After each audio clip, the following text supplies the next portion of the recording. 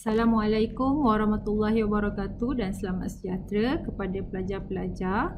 Okey, hari ini kita akan sambung topik di bawah topik kesan penyalahgunaan dadah dan alkohol kepada koordinasi badan dan juga kesan penyalahgunaan dadah dan alkohol kepada kesihatan fizikal dan mental.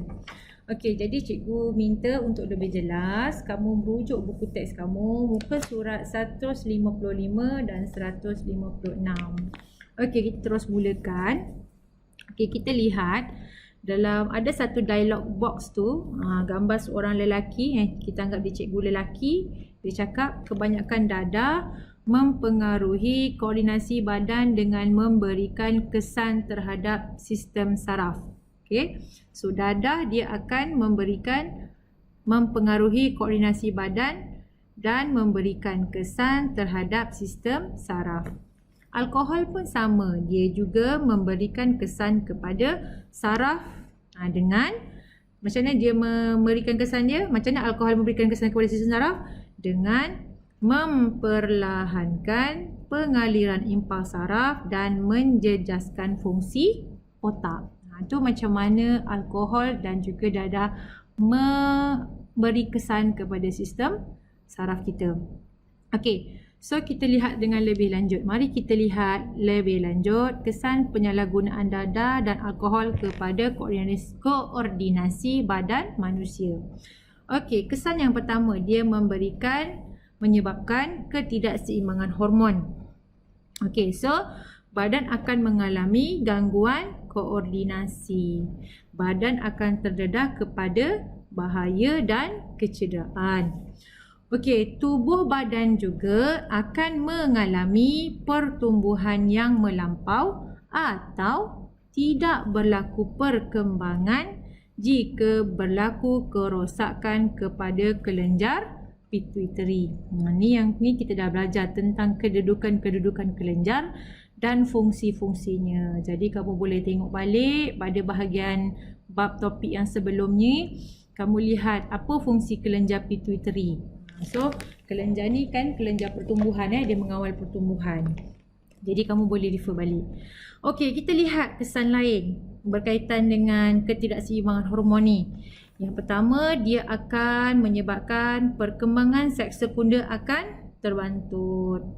Perkembangan seks sekunder akan terbantut jika hormon estrogen dan hormon testosteron gagal berfungsi secara normal. So itu pun akan menyebabkan gangguan. Apa dia perkembangan seks sekunder? Kamu boleh refer balik pada video saya sebelum ni. Saya ada cerita tentang apa itu perkembangan seks sekunder, di mana berlakunya pada tubuh badan tentang perkembangan seks sekunder. Okey, cikgu tak akan ulang di sini. Okey, seterusnya, gejala ketidakseimbangan hormon dapat diperhatikan melalui perubahan fizikal. So ketidakseimbangan ini kita dapat lihat melalui perubahan fizikal dan juga mental.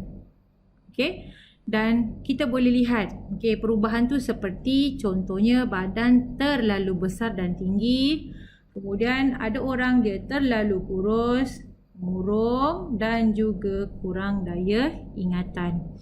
So itu apa yang kita boleh lihat secara fizikal pada orang yang mengalami ketidakseimbangan hormon. Okey, seterusnya kita lihat pertuturan tidak jelas. Okey, mengambil alkohol akan menyebabkan kesan buruk kepada bahagian cerebrum. Cerebrum ni letaknya di mana? Di otak. Okey, kamu boleh search dalam internet, cari struktur otak, kamu boleh lihat di mana, macam mana rupa cerebrum.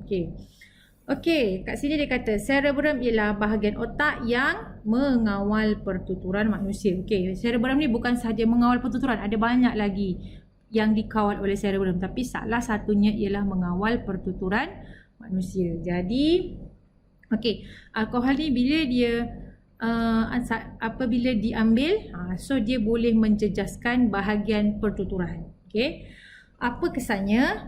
Okey, kesannya akan menyebabkan pertuturan yang tidak jelas dan juga meracau. So orang yang ambil alkohol, dia akan menyebabkan pertuturan yang tidak jelas dan juga meracau. So boleh tengoklah Kadang-kadang kita tengok dalam TV, okay, dalam filem kita boleh nampak cerita-cerita orang yang konon-kononnya mabuk.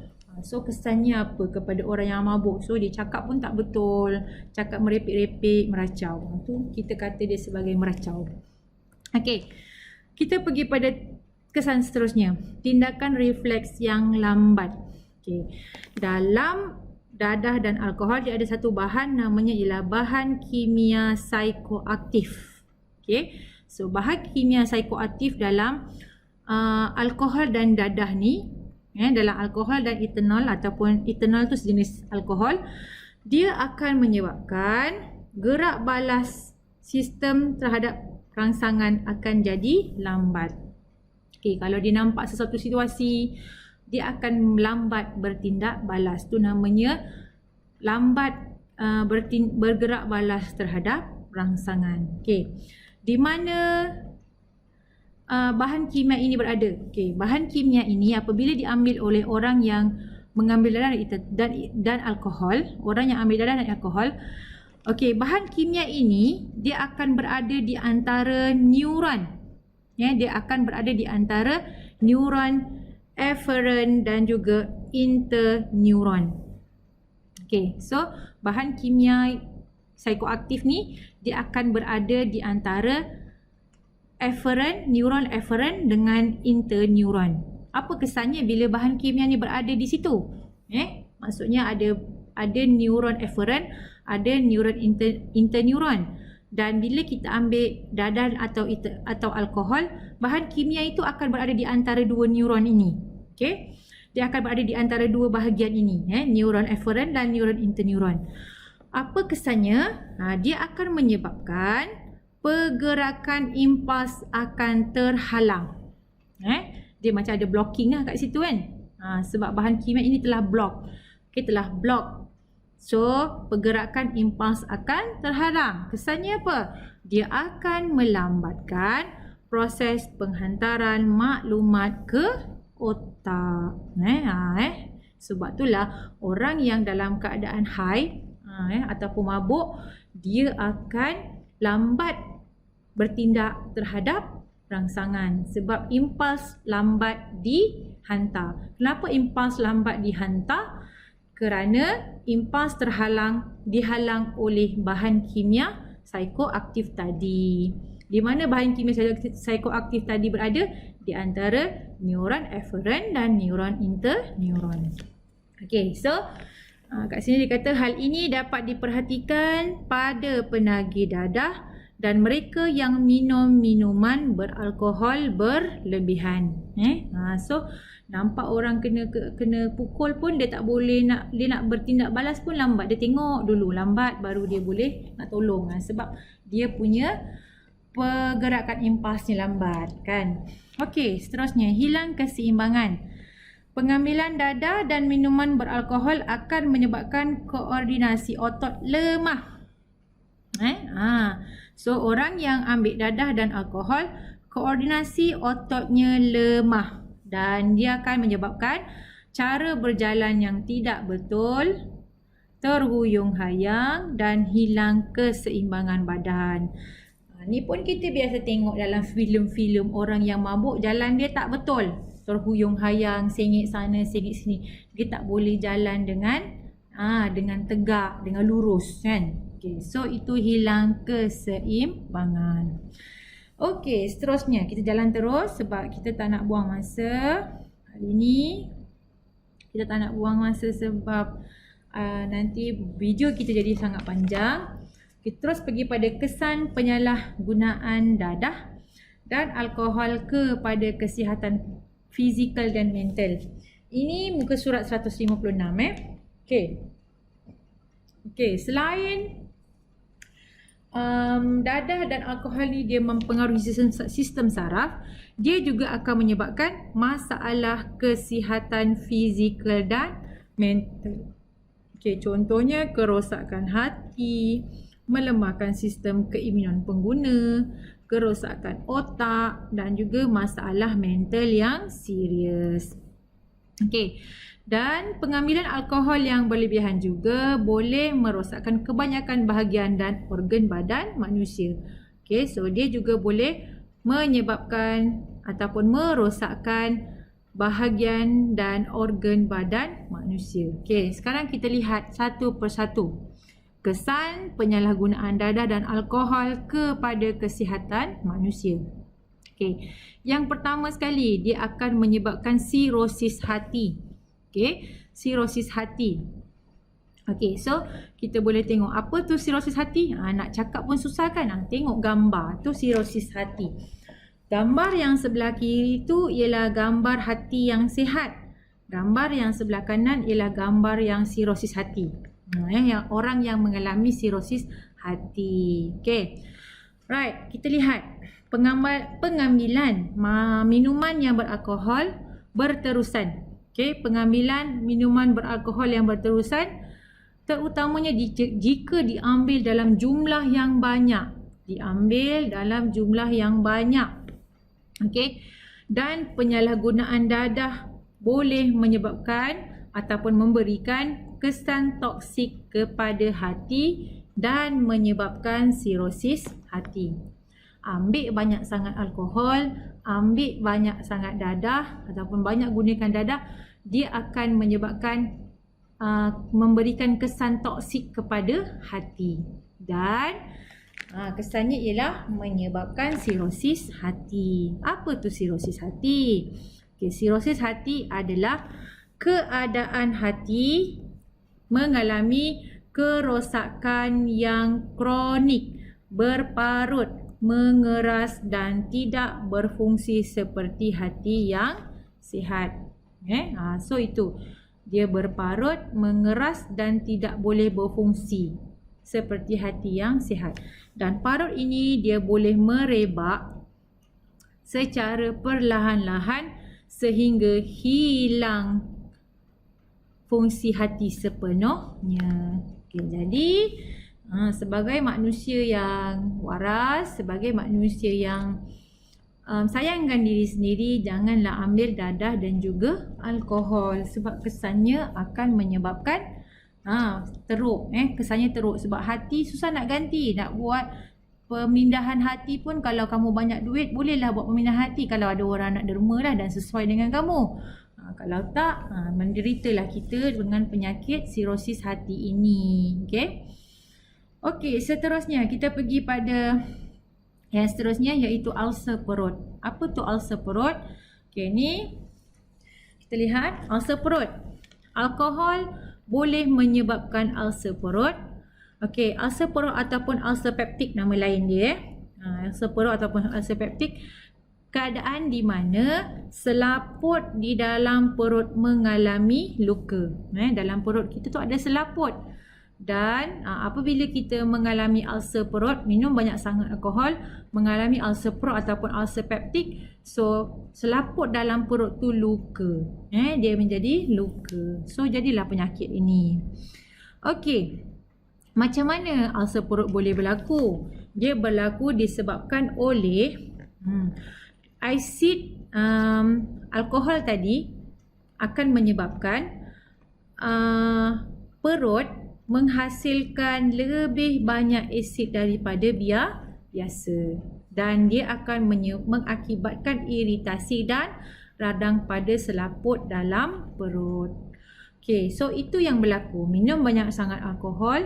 So alkohol akan menyebabkan perut hasilkan lebih banyak asid daripada biasa dan dia akan menyebabkan iritasi dan radang pada selaput perut. Itu yang di mana berlakunya lah luka dalam perut kita. Okey. So apa dia punya simptom dia? Macam mana kita tahu? Antaranya kalau perut kita mengalami luka dia mengadu pedih atau sakit di kawasan ulu hati, berasa kembung, perut, loya dan muntah. Ini antara tanda-tanda mengalami orang yang mengalami ulcer perut. Okey. Alright. Seterusnya, pesakit ulcer perut juga mengalami gejala lebih serius seperti muntah darah dan najis berwarna hitam. Ini kalau lebih serius lagi. Okey. Jadi satu lagi poin di mana nak bagi tahu pada kamu semua bahawa janganlah mengambil alkohol sebab dia menyebabkan kesan yang buruk kepada kesihatan kamu. Okey, itu daripada segi kesihatan perut kamu ataupun daripada segi kesan dia kepada organ dalam badan kamu. Okey, kita lihat seterusnya. Siapa yang mengambil dadah dan juga alkohol, dia boleh juga menyebabkan melakukan perlakuan ganas. Okey, melakukan perlakuan ganas. Okey, contohnya kat sini. Pengambilan dadah seperti amfetamina akan menyebabkan sel-sel otak, amfetamina akan mengaktifkan sel-sel otak. Okey. Pengambilan dadah seperti amfetamina akan mengaktifkan sel-sel otak dan meningkatkan kadar metabolisme. Okey. So, pengguna menjadi kesannya apa?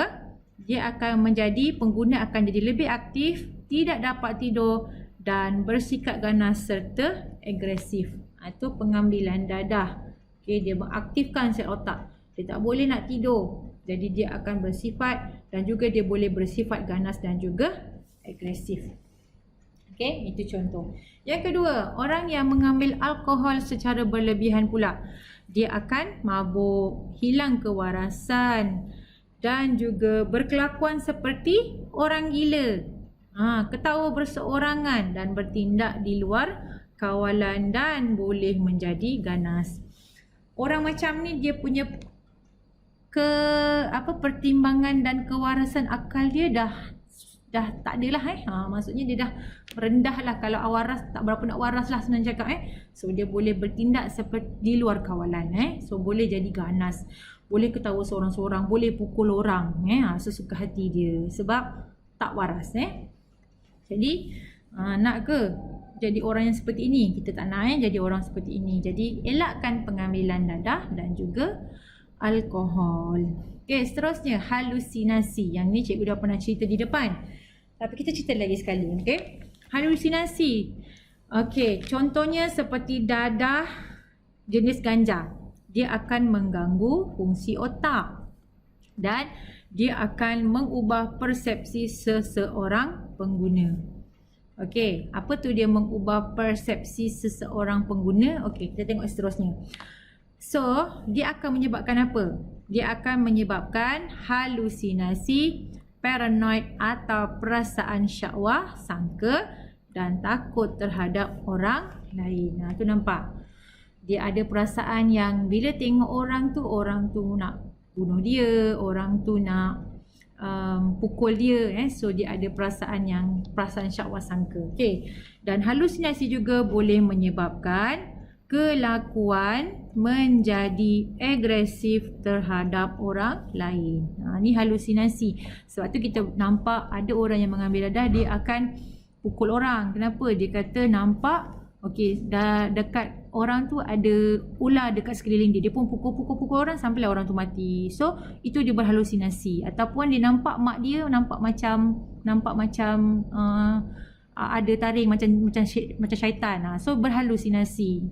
So, itu kita katakan kesan kepada pengambilan dadah. Pengambilan dadah. So, itu antara benda yang boleh menyebabkan kamu jadi hilang pertimbangan, ataupun kamu jadi nampak benda yang tak logik akal lah. Nampak hantu, ambil banyak sangat dadah nampak hantu. Sebenarnya tak ada hantu pun, tapi hantu tu hanya ada dalam kepala kamu sahaja.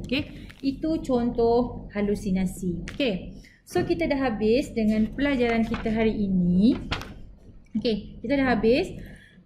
Jadi bagi pelajar yang ada buku kerja, cikgu nak kamu semua buka buku kerja warna biru kamu, muka surat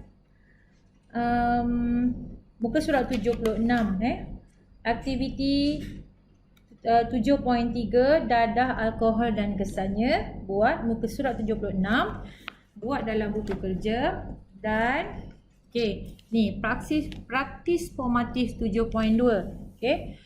Buat soalan 1 sampai 3, buat dalam buku latihan warna biru tu. Kalau buku tu tak ada pada kamu buat dalam test pad. Dalam test pad dan simpan. Kemudian dah siap, snap gambar 2 muka surat ni. praktis formatif 7.2 ni dah siap buat snap gambar, hantar pada cikgu kamu. Dan juga muka surat 76 tadi pun sama, buat. Kalau dah siap snap gambar, hantar kepada guru sains kamu masing-masing untuk disemak. Okey, itu saja untuk hari ini. Terima kasih kerana sudi mendengar. Assalamualaikum warahmatullahi wabarakatuh dan selamat sejahtera. Selamat belajar.